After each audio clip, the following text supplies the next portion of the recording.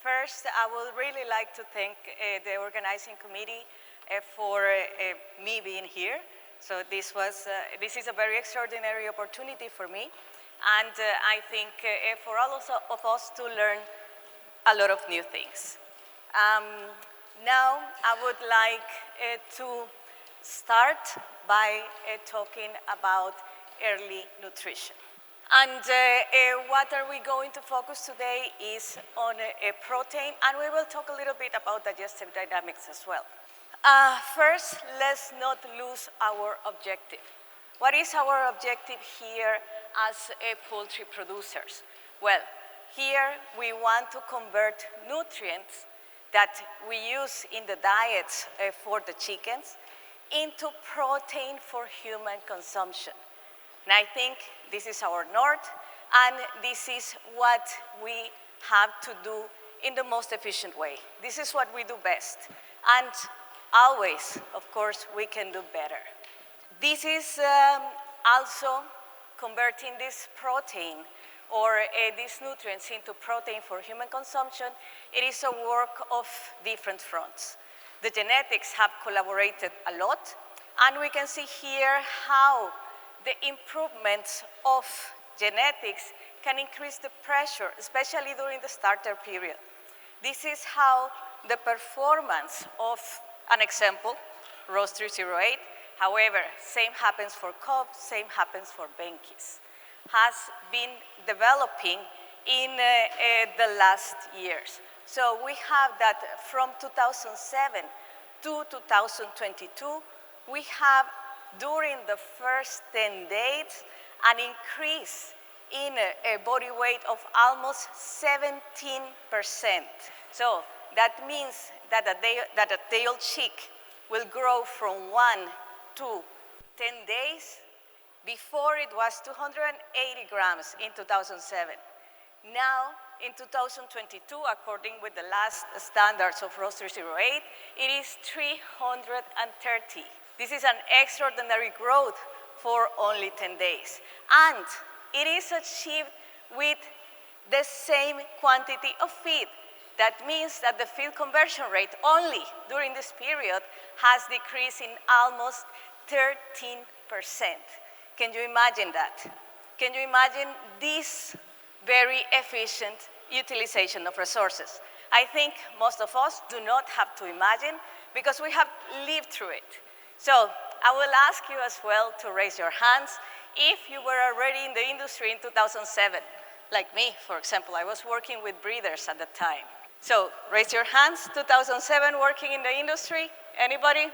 I think a lot of us have been here for a long time. So we have seen all this development, and these developments are just an example of the better utilization of resources that we have. So for example, the utilization of digestive lysine has also improved in almost 14% during these years. That means that the resources that we give, the nutrients that we give to the chickens, to the chicks, especially in this early life, have to be the best quality possible. So the animal can take advantage of them, and the animal can grow to their potential. However, it is always hindered by the physiology. Why is that? Well, we can see in this graph that the proteolytic enzyme in the digesta of broilers today is still low. That means, and we can see in the red part, from almost day 0, let's say the first measurement here is at day 5, to day 10, it is critical. It is increasing, yes, but protein digestibility is very critical in this early period. We don't have enough enzymes, so we have to give the best protein as possible. Even from day 10 to day 15, it's still hindered. So it is not that magically at day 10 we have enough proteolytic enzymes. No, we still need some support at least until day 15. So can better sources of protein help us to achieve better tissue deposition efficiency and better animal productivity? I think this has been a subject of research in many years, and I think that we are finding why we need better sources of protein first, and we are finding these sources as well, as we will see during our presentation today. So first, we will check some advantages and disadvantages of protein sources. Then we will go a little bit talking about soybean meal quality. Why is that? Because soybean meal is like the gold standard, like the most used protein source in animal nutrition. Then we will go through digestive dynamics, some new research that we have, and some new variables that we may want to consider in animal production, especially in poultry production. And we will see why fast proteins can be a piece in the puzzle of finding better efficiencies in our industry. And finally, what can we put into practice? So here there is a list of different protein sources from animal proteins, but they have some risks, of course, and they have some advantages. So animal proteins have very high digestibility. They are very good. They are actually very quickly digested by the animal. They are very quickly absorbed and utilized. However, there are some risks like microbial contamination, oxidation, and like biogenic amines. Let's go down immediately to soybean meal. Soybean meal is a very highly available protein, that is true. It has very good digestibility, maybe not as quick and fast as animal proteins, but still is excellent in its digestibility and amino acid content. However, it has some disadvantages that we know today as anti-nutritional factors. Let's dive a little bit deeper into the anti-nutritional factors. So, soybean meal being this protein for animal consumption that is so widely used, also contains trypsin inhibitors. They bind to trypsin, and of course, this hinders protein digestion. When we do not have a very efficient protein digestion, then these free proteins can go to the hindgut and favor pathogenic bacteria. On the other side, when we have this hindered digestibility of protein, the pancreas tries to compensate. And when it's trying to compensate, well, what happens with organs overworking? Then it can become swollen, it can become enlarged or hypertrophied. There are other types of anti-nutritional factors in soybean meal besides trypsin inhibitors. One of them can be alpha-galacto-oligosaccharides. Unlike the beta-galacto-oligosaccharides, alpha are not digested or not broken down also by bacteria in the gut. So this will favor absorption of water by these anti-nutritional factors, and therefore it also can favor the pathogenic bacteria. Another one is beta-conglycinin. Beta-conglycinin is a storage protein in soybean meal. So we can say it's good because it stores protein. However, it doesn't really get digested, and it can cause inflammation. It can cause allergic reactions, and it disrupts the gut barrier function, which is something that we don't want at all. So at the end, the anti-nutritional factors in soybean meal can be a factor for dysbiosis and diarrhea. And I would say this is especially true in chicks in the first 10 to 15 days of life.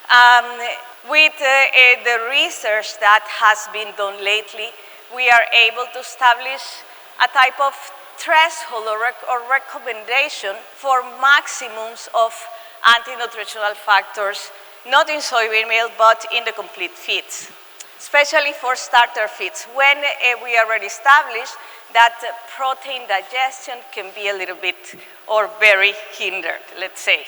These are only recommendations because recommendations work until they don't work anymore.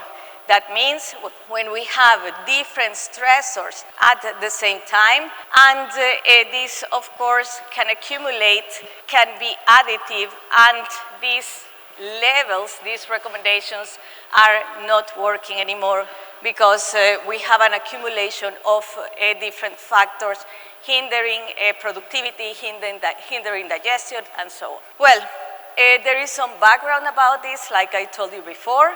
And in this one, we can see in these graphs that trypsin inhibitors can lower and I would say severely hinder when they are found at high levels in the feed or in soybean meal, the digestibility of both essential and non-essential amino acids, which of course can be a factor for lower performance or even for disease. Soybean meal or soybeans, yes, they will always contain this anti-nutritional factor, the trypsin inhibitors. However, let's say soybean meals of different origins can differ in their content. And we can see here the Indian soybean meals in the red bars that are ranging between 3 and 4 milligrams of trypsin inhibitors per gram of protein. Is this good? Is this bad? Well, like we said before, it just depends. However, I would say this is not completely bad, but also not completely good. With, let's say, the production that we have in India, with the other stressors that we have, this also has the potential to be a factor in a lower productivity, of course.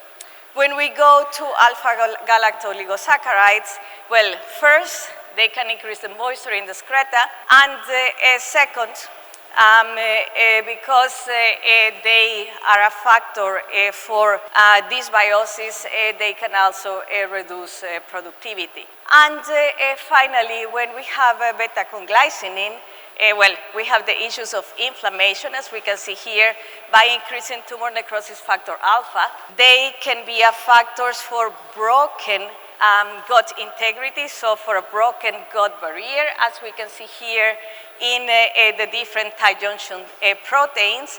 And of course, they are a factor for lower performance. In this experiment, they just have been isolated, but when they are not, well, they are a factor amongst the others. So if we have feeds with low anti-nutritional factors and high protein digestibility, will we have the best performance that we can have? I would say still not, because if we have a protein for critical periods, this also needs fast digestibility. And we will see why. Well, first let's take a look at these starch and nitrogen digestion curves. We have here 3 types of feed. Feeds based in soybean meal, canola, and maize, soybean meal, canola, and sorghum, and soybean meal, canola, and wheat. What we can see is that in general terms, starch is digested and absorbed very quickly in the chickens. I have a line there at 50 minutes. So after 50 minutes, when we have diets based on maize, which is a very, very quick digested starch source, well, we will have almost 90% of starch digestion. When we go to sources of starch that contain a little bit more resistant starch like sorghum and wheat, well, we will have around 80%. But what happens with protein? Well, in these diets, same diets, proteins are digested quite slowly, let's say. And we can see that roughly, if we are lucky, 40% of the protein will be digested. What happens when we do not have this complete synchronization? Well, what can happen is that protein, undigested, goes into the hindgut, is, let's say, a place where enterocytes also need energy. But the sources of energy are already depleted. So enterocytes in the hindgut may end up using protein for energy. So they will convert a protein into energy, catabolism, and this is a less efficient use of the protein that we have. We don't want that because we want this protein to be converted into tissues, to be used as amino acids to build up the digestive system, to build up the organs, and to build up meat and eggs. Like I said before, our objective is to convert nutrients into protein for human consumption in the most efficient way. And we are efficient now. However, if we go for a synchronization of starch and protein digestion, we can be even more efficient. So, going back to protein digestion. So, of course, we have protein from the feed. It gets converted into amino acids. Let's say the faster protein sources or the faster protein fractions will be uptaken very quickly by, in this case, the chicken. However, we will also have some amino acid uptake by the microbiome because, of course, it is needed. And, of course, there has to be some resources for the microbiome, especially for the beneficial part. But when we let too much protein bypass into the ileum, this can also be taken advantage by potential pathogens, and we don't want that. So we can have different sources of protein that have similar digestibilities, but different absorption speed. And this is what I'm referring to when I'm talking about fast protein. So a slow protein will be digested, let's say, just hypothetically, 20% in the proximal jejunum. Meanwhile, a fast protein can be digested 40% in the proximal jejunum. And this is the place where we want to synchronize it with the starch as well. So this protein can quickly build tissues. At the end, we can end up with 90% of digestibility of this protein, but the protein with higher digestibility in the proximal jejunum is more advantageous for the chickens in comparison with a protein with a slower digestibility in this segment. And some studies have been done, including in vitro and in vivo. There are different groups that are researching this digestive dynamics. So how can we synchronize energy and protein digestion? Among these groups, let's say, there are in vitro and in vivo data. This goes in vitro, and we can see that different sources of protein in this in vitro digestion model for chickens can, let's say, have different digestion rates. So, as we can check there, sources like corn gluten meal, like meat and bone meal, and like feather meal are digested quite slowly. And in comparison, we have, for example, fish meal and even soybean meal that can be digested more quickly. So in the case of fish meal, let's say, for this experiment, it was the source that had the highest digestion speed. And in the case of bone meal, well, which is not really a protein source, let's say, but it had the lowest digestion rate. What do we do with that? Well, in Hamlet protein, we have done also similar in vitro trials in which we have established that there is a fraction, the fraction that gets quicker digested as the fast protein. And with our in vitro test, we have decided that fast protein is whatever gets digested at 30 minutes, looking at the digestion physiology of the birds specifically. So after 30 minutes, 72% of the protein in soybean meal is already absorbed. After 30 minutes, 83 and 78% of a fast protein source is also digested. And when we go to more valuable sources like whey protein, like yeast protein extracts, or like blood plasma, for example, these are excellent protein sources with a very fast digestibility that will help us to become more efficient, for example.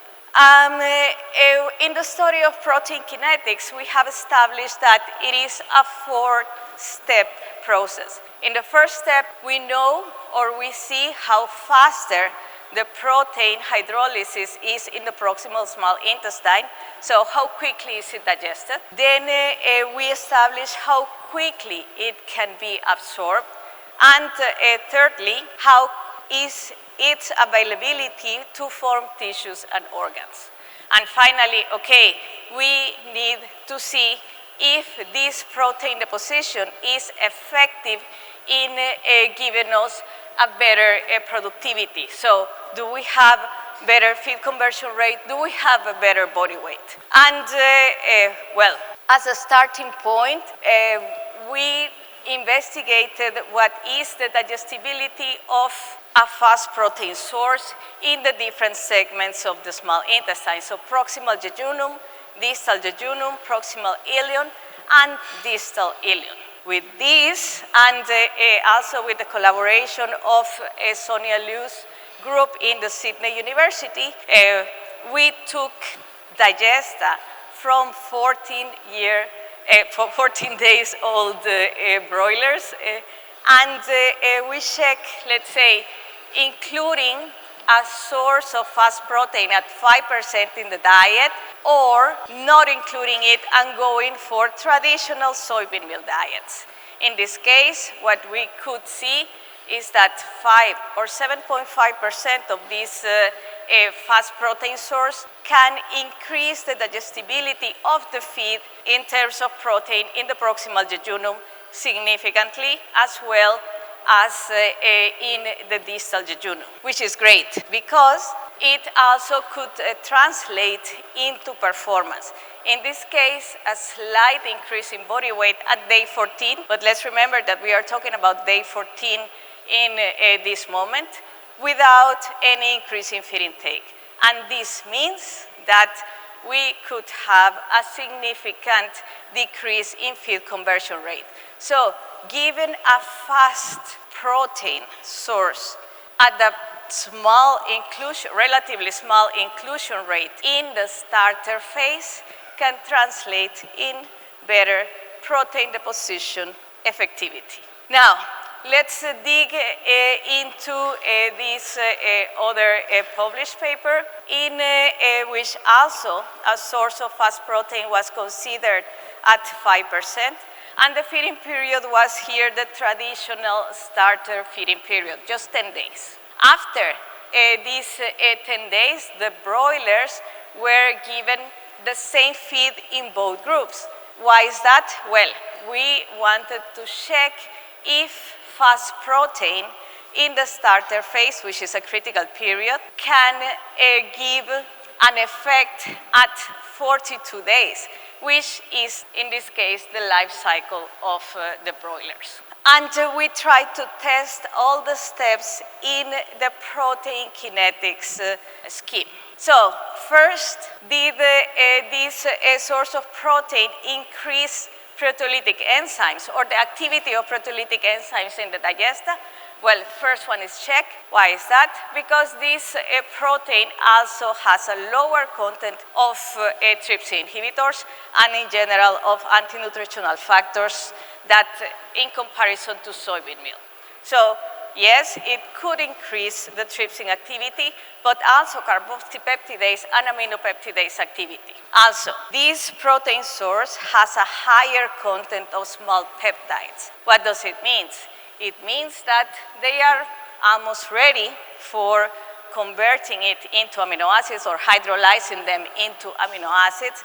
And therefore, we also think that this is one of the reasons why there is an increased aminopeptidase activity in this case. Second, so do we have higher absorption? Well, yes, this protein source gather a higher absorption, and we could measure it by measuring transporters of peptides and of amino acids in the intestine, in this case in the jejunum. And yes, we had higher peptide transporters, as we can see in the PEP1, and we had both higher transporters of amino acids. And in this case, let's take a look at CAT1, cationic amino acid transporter 1. Why is that? Because this is a transporter for lysine, and this is the transporter for arginine. And we could also see a higher portal circulation of both lysine and arginine, almost 2.5 times in comparison with the control group. That means that, yes, if we give better protein sources during this critical period in which the animal is not able to really digest protein, we can increase the portal circulation of amino acids, which means that these is amino acids that are going to form tissues. At the end, there is also a significant difference in total amino acids in the blood serum. And this, of course, needs to be translated into performance. What happened after 10 days? Well, after 10 days, the birds could achieve 15 grams more, which is not a lot, but after 10 days, it is. That means that time gets restarted for me, and I got one more half an hour. Because we can be talking here forever, I think, about poultry nutrition, about fast proteins, about what we can improve in our industry. Well, at the end, just let me tell you, there were 130 grams more after the end of the cycle at 42 days. Oh, now I see that I have a pointer. And that means that better protein, cleaner protein can contribute to this efficiency in the poultry industry. Moreover, the carryover effect was not seen only in the body weight, because let's remember, the birds consume this source of protein included at 5% into the diet only on the first 10 days. This means that they consume around 15 grams of this protein source. And these 15 grams made a lot of changes. Among them as well, having a better gut barrier, as we can check there by lower endotoxins in the blood, by lower diamine oxidase in the blood, that are biomarkers for gut barrier function, and lower malondialdehydes, which is a biomarker for oxidative stress, which is good. So at the end, we can say protein kinetics, first step, digestion. Well, given faster protein can give twice of the control group in protease activity, which means that we have a more hydrolyzation of protein to peptides and peptides to amino acids. It can give almost twice of the protein absorption, as we could see in the transporters. It can give almost twice of the portal circulation of lysine and arginine. And of course, with this, we can say that we have around 20% higher protein absorption in the proximal jejunum, which is good. Can we bring this into practice? Well, I hope we can, because if we can bring this into practice with roughly 15 grams of fast protein consumption, we can get an improvement from, let's say, the current situation without a fast protein of 4% if we are talking about challenge birds, and of around 1% if we are talking about broilers that are performing on or above the genetic potential. So at the end, yes, including more fast protein has an economic return, as we have also done some calculations around that. But my recommendation, you do your own. How much fast protein do we need? Well, we could see that with a 5% inclusion in the starter diet, we already can see a significant development in performance. But let's just monitor that. Let's just monitor the quantity of fast protein that we include, Let's increase it in diets for critical periods, like starter, like let's say your diets when you are facing some other challenges like heat stress, like when we are facing the monsoon, in which we know that the quality of raw materials will be lower. This is it. In critical periods, as you could see in this improvement relative to a control group, in birds that are performing under the genetic potential, can pay off a lot. If the birds are performing on the genetic potential, it still can pay off. So thank you very much for your attention today, and well, I am available for questions later on. Thanks a lot.